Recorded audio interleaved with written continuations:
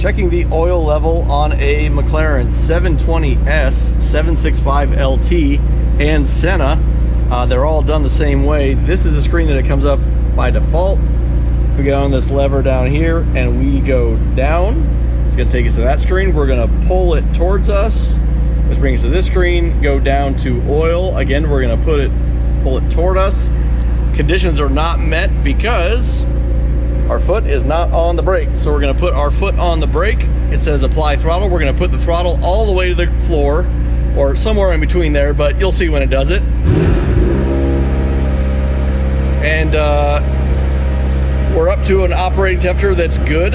You want to be around 204, 208, at least 196.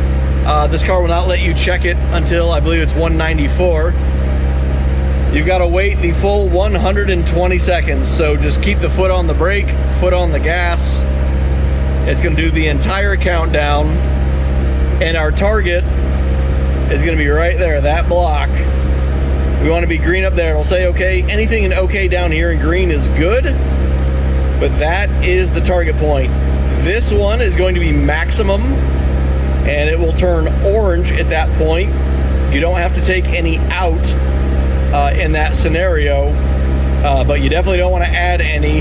You're okay. As this temperature is around like 212 or a little higher, and right there, that's still good, because around 204, 208, it's probably going to drop down to that one. If you're at this one, it's going to be red and it's going to say overfill, and that is when you have got a problem that you have to deal with.